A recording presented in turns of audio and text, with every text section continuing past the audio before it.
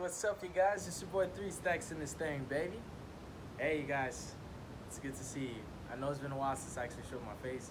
You know, I'm trying to get it set up to where my videos always show my face when I do deck crawls, regardless of the angle. But I have something to share with you guys. It's actually a how to beat series. Now, I don't do these very often. One of my most popular ones was how to beat spirals. And I've totally focused on how Spiral Sleeper was the Achilles heel of the deck, and how being able to take out Sleeper means that the entire board itself would go with him. I normally do these on a rare occasion, because naturally I don't ever feel that there's a deck that's so incredibly powerful that you could not beat it just through common sense. But we have a new deck that just recently came out in Soul Fusion, and the archetype itself is not necessarily skillful. I consider it to be meta anti-meta. It's very simple to pilot. There's not a very sophisticated line of plays. It's very linear. Kind of just does one thing, and that one thing it does okay, but not great. But don't get me wrong, it's able to abuse some starter cards that haven't been popular in a while. But Thunder Dragon as a whole is pretty splashable as well as an engine, which makes it, I think, a higher ceiling as an engine than it is as a deck.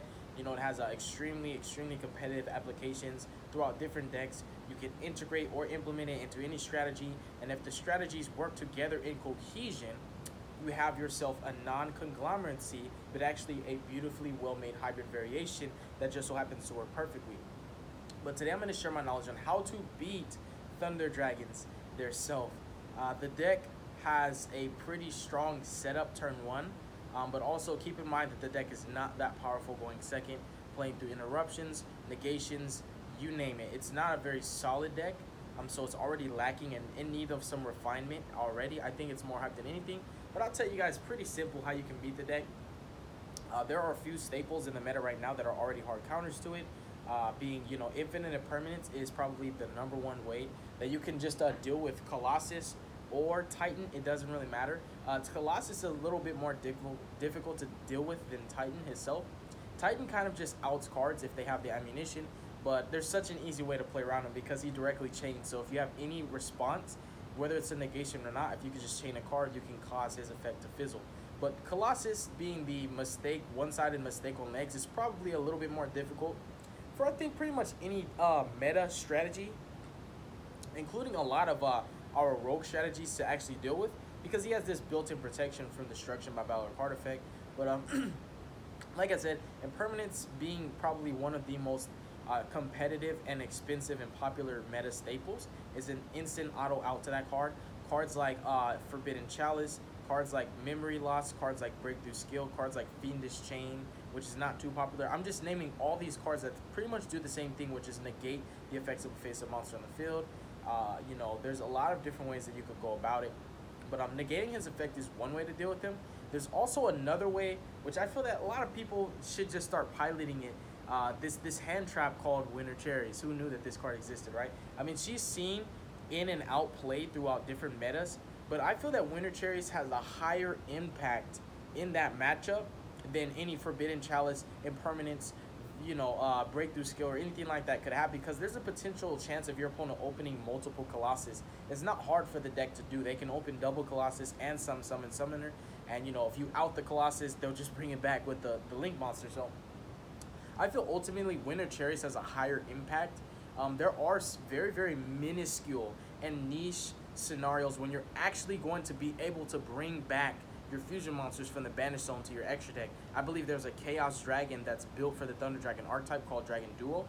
He can kind of just, during the end of a turn, I think your opponent's turn, or your turn, you put one banished card back. So there's a chance that your opponent could potentially at the end of a turn recover, but I may be misreading the card. But Winter Cherries has probably the highest impact, just period, in that matchup. If you can cherries the Colossus, just by cherries the Colossus alone, it already becomes that much more difficult for your opponent to even go into the Titan, because now if they don't play a card like Instant Fusion for Kaminari attack, it's very nearly impossible for them to bring out their other fusion as well. So you've basically taken away the two most important boss monsters at the price of one hand trap. So it's kind of like a 2-for-1 exchange. And your Winter Cherries is not only, like I said, gonna deal with the Colossus and deal with the Titan, but also it decreases the ceiling of the deck exponentially. I mean, just it's an immense difference in the playstyle and how difficult it is going to be to beat that deck. If you can winter cherries a Thunder Dragon player, I mean, my brother, I'm telling you, like, it's going to be walking apart, my brother. It's going to be a piece of cake. Winter cherries is the strongest hand trap against that deck. There's ways that you can play around winter cherries, don't get me wrong, and it's not just called by the grave. I'm sure that people, if it becomes a high impact hand trap like I believe it is, I think winter cherries is going to be amazing in this format. You know, it's good against Gokis, it's good against Stride Strikers, it's good against Ultra Guys, it's good against Paleozoics, it's good against Thunder Dragons, it's good against so many decks. It's so powerful. But, you know, people might play around it. People might start playing Pot of Acquisitiveness. I'm sure Thunder Dragons might have some way to put their banished cards back. Maybe I'm missing something. Forgive me. I'm not very proficient with my knowledge pertaining to this archetype. I'm just going based off of what I read off the cards. And I think the interactions that I can already see just in a kind of like a visual simulation in my head, visualizing all these lines of plays and how the deck can function. Winter Cherry is just bottom line rapes the card. So I think Winter Cherries is the absolute best way to beat a Thunder Dragon player, especially if it's pure Thunder Dragons, because they have, like I said, remember I told you the deck is very linear. Another card that we could talk about is probably Dimensional Barrier. This is a really good going first card, but keep in mind, like I told you, Thunder Dragons as an archetype are not very powerful going second, contrary to what people may believe. It's not a very like solid deck going second, but also keep in mind that the deck has still to shape. It's still being molded. It's still in that point where we don't know what direction or trajectory it's going to head. We don't actually know what the outward appearance is going to be. We just know that it's in the dressing room right now, and it's still deciding what clothes it wants to try on, if that makes sense. So keep in mind that this is all purely speculation, and it still can be subjective. But Thunder Dragons right now, they're not really a strong deck going second. But keep in mind, they still have yet to prove themselves, but I've seen a lot of play with them online. You know, I've seen a lot of proxy duels and stuff like that, and I don't think it's that powerful going second. There's a lot of variations like Dinos. You know, the Dino variation of the deck is probably one of the better decks for going second. But Dimensional Barrier is an impeccable staple in that matchup because the deck is very linear. Like I said, it does one thing. It fusion summons. And sure, you can link summon and do your whole shebang, but without being able to fusion summon, you're taking away the deck's bread and butter play, the beneficial accoutrement of the archetype. What makes the deck good, you're able to take that away from them, denying them their best plays. But the Dimensional Barrier, a simple one card lockout for a turn. Dimensional Barrier is an amazing staple. Cards like Solemn Strike are still amazing, being able to strike the summon of the fusion monster so that it will not be able to protect itself because it never hit the field. So, you know, that's amazing. A1. Other cards that we can talk about that can counter this strategy are, Kaijus? Kaijus? Bro, Kaijus? Wait a minute. I haven't seen a Kaiju in a long time. And the reason being is because extra link dot decks, Gokis, giving your opponent Iblis and stuff like that have kind of caused Kaijus to fall down and decline in popularity. But my brother, Kaijus are insane in a lot of matchups this day. They're really strong against Sky Strikers. It's probably one of the best cards you can side deck against a Sky Striker player. It's just, you Kaiju them and you don't even have to worry about the back row anymore. You don't. You just have free reign with your plays. One Kaiju, it can be a 1 for 5 exchange. You Kaiju your Sky Striker player and their entire back row is just dead. But we're not talking about Sky Strikers, we're talking about Thunder Dragons. Obviously, a Kaiju is really, really impactful against Thunder Dragons, being that you can Kaiju the Colossus. And you basically have free reign with your plays. You can pretty much do what you want. You can do what your deck does best. If your deck does searching best, obviously a Kaiju is going to be just a very, very high impactful card. The card can be a make or break play, being if you have a Kaiju, you can win. And if you don't, it might be a little bit more difficult to win. It might be like a solidified like L, you know, versus a W. And sometimes the L is a lesson. It's not always a loss. Sometimes you learn from losing. Keep that in mind. But yeah, Kaijus are probably another way that you can counter Thunder Dragon, but it depends. But keep in mind, like I told you, there is a way for the deck to open with double Colossus. So one Kaiju at that point wouldn't really do much unless you have a Kaiju and an Impermanence, or like, you know, a Chalice. But it really depends how they open, because some summoner can actually bring back the fusions from the grave. So yeah, that's why I kind of saved Kaiju for last, because Squall Kaijus might be amazing. At the same time, they might do more harm than good, honestly, but they're still really strong in the Sky Striker matchup. Pretty good. A1 in the Altergeist matchup, not gonna lie. In the Draco matchup, they're okay. But Kaijus are another budget option as well. In addition to that, another card that might actually be pretty solid is Lava Golem. Due to the fact that Thunder Dragons don't always open up with 3 monsters, Spear Mode might not be so popular, but at the same time, Thunder Dragons do have a standard 2-card combo where they can open up with some Summon Summoner and double Colossus, or Colossus and Titan. At that point, you know, raw Spear Mode would just be fuego. But I think Lava Golem might see an inclination in play based on certain archetypes. Like, some decks can get away with not having a normal summon, which is pretty A1, like I said. But it's not the best card. It's not for every strategy. But Lava Golem's pretty strong. I think it's going to be really strong against Thunder Dragons. It's another staple to consider. Just consider this as me imparting the minuscule knowledge that I have and sharing it with you. You know, so take it however you want to, but definitely retain every increment of information that I'm providing for you. Retain every bit of it, because I think that it could be vital and it could be a benefit for you in the future as a duelist in this current format. Now, those are some cards that can deal with Thunder Dragons. Obviously, the deck is not that powerful going second, but I think if you have a chance, I'd say you have more of a chance going first than you do going second. Going second, you have to deal with that mistake on legs, but also keep in mind that there's pretty much a myriad of different ways that you can deal with Colossus. You know, it seems like an amazing boss monster on pen and paper, but it's not, you know, it's not invincible. It's not that hard. Effect negation is one great way to deal with it. Kaijuing it is one way to deal with it. You know, Winter Cherries, like I said, Winter Cherries is probably the absolute best way to deal with that deck, because Cherries just kind of it kills the deck. It really does. It just, the best plays of the deck have just completely been denied. You just Cherries the Colossus. More than often, if they don't have an instant fusion, then, you know, Titan's never coming out because there's no Colossus. And at that point, you know, it's just kind of like the deck is just so lackluster. It has no strong plays, bottom line. I do not think that Ghost Ogre is that great, but I think Ash Blossom is...